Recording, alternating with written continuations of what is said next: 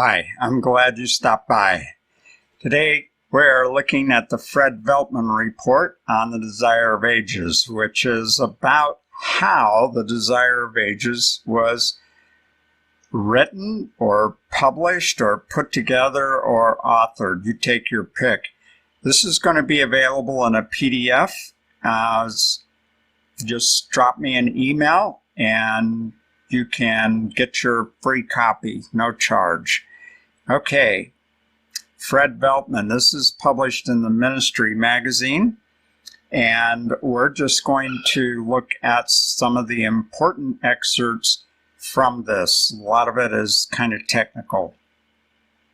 In 1982, Dr. Fred Veltman, then chairman of the Religion Department of the Pacific Union College, was asked by the Seventh-day Adventist Church to analyze the charges of plagiarism brought by Walter Ray and others against Ellen White.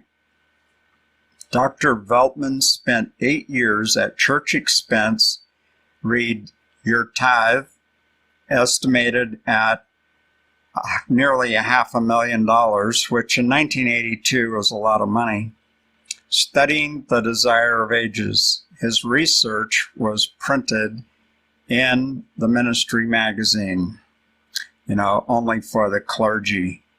You're a plebeian if you're listening to this. Ellen White's motivation to write The Desire of Ages stemmed from her desire to prepare a more complete and accurate portrayal of the life of Christ than was contained in The Spirit of Prophecy, Volumes 2 and 3.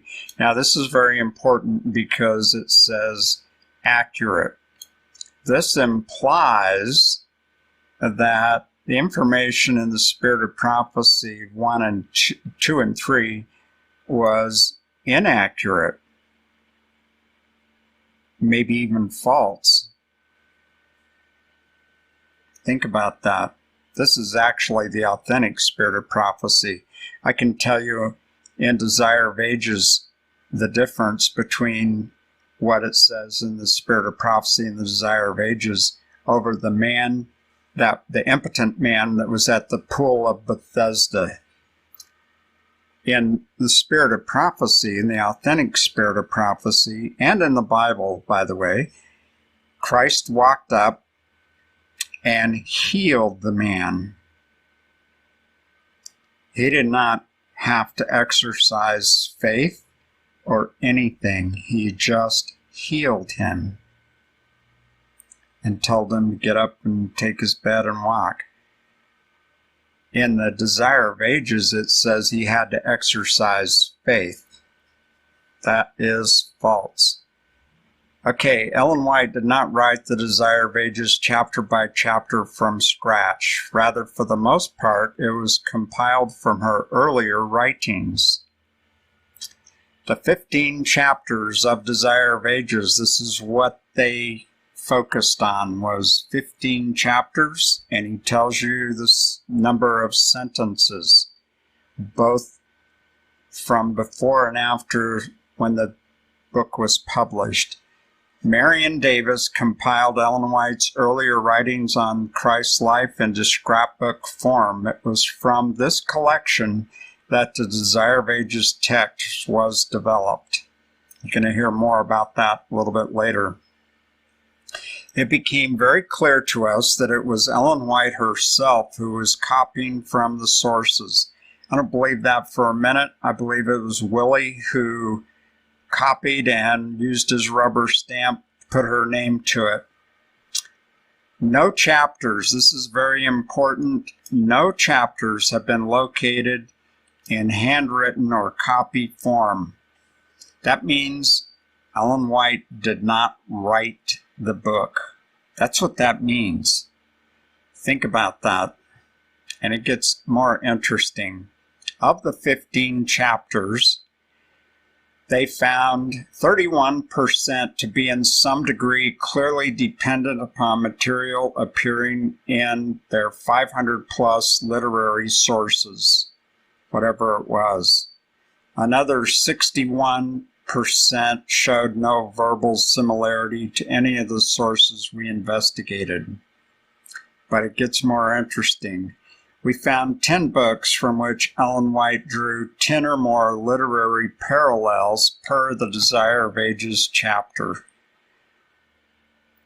Ellen White drew from Hannah's work for nearly every one of the 15 chapters. They found that 21 works written by 20 authors had a minor impact on the 15 chapters.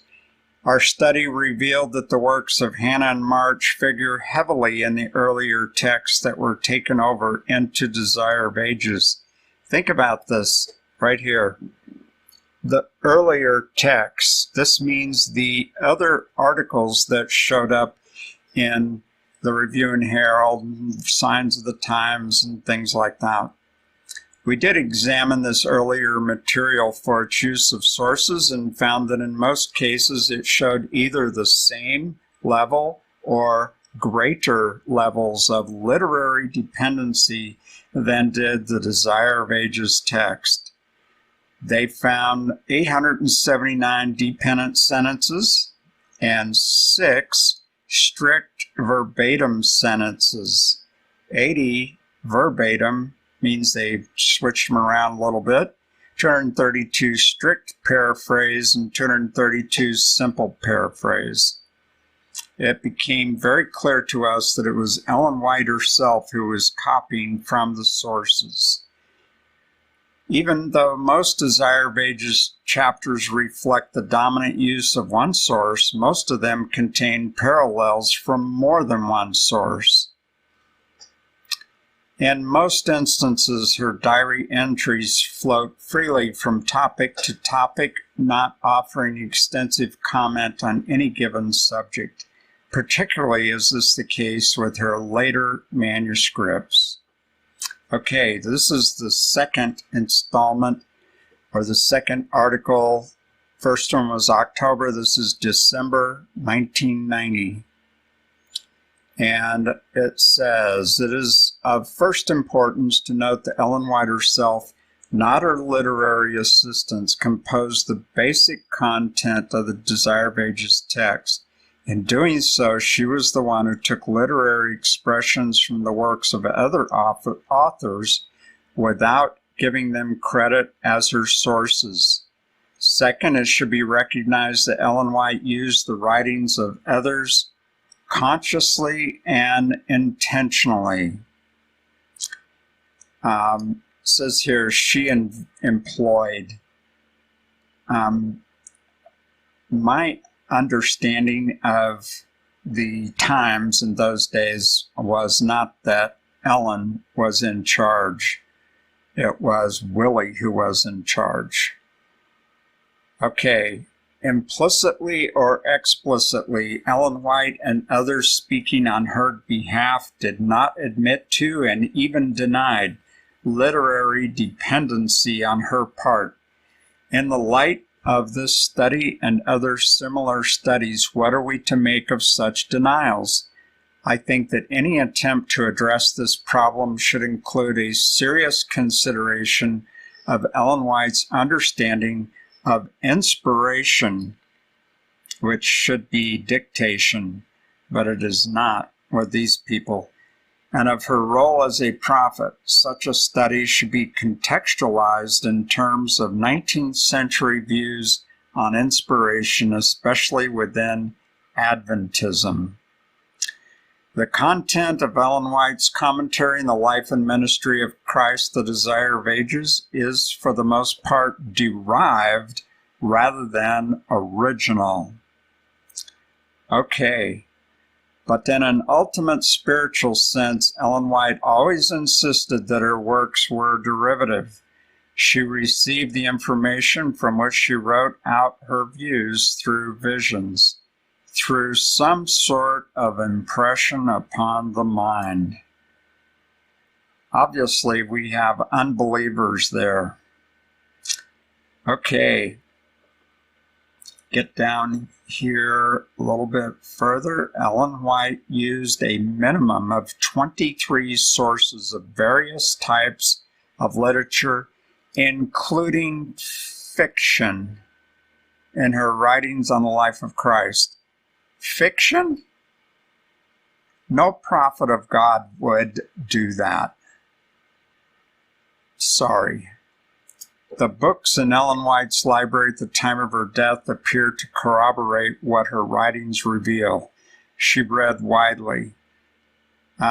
This is denied by James White in the 1880 Life Sketches, page 230, 328 and 329, in the authentic version, that is. Okay. You have to remember, after she died, anybody could have put anything in her library. Yeah. The evidence suggests that she wrote day by day in her journals, moving from topic to topic as time and opportunity made it possible. Several journals would be active at the same time. From these collections, her assistants would compose articles for Adventist journals. Yeah, Free Desire of Ages and Signs of the Times and all those things. And ask yourself, is this what the assistants composed, or is it something Ellen put together?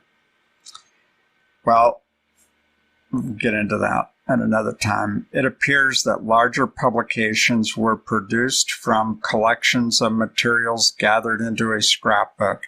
At least that seems to be the way the chapters for the Desire of Ages were compiled. Apparently, her assistants at times developed manuscripts from journal entries.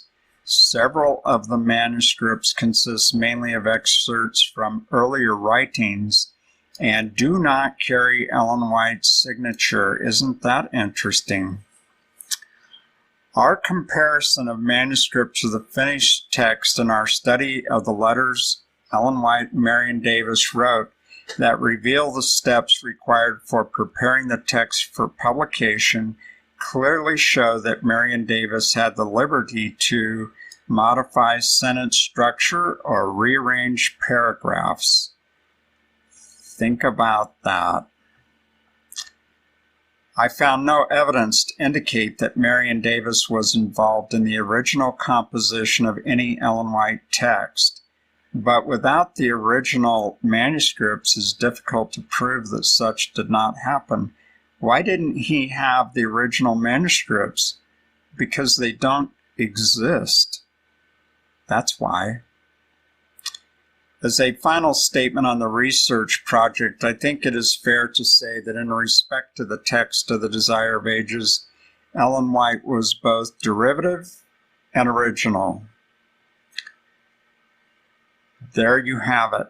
I suggest that you get this item in your PDF and get it in your little box of tools to prove what you are saying about the Desire of Ages, because a lot of people will not believe you.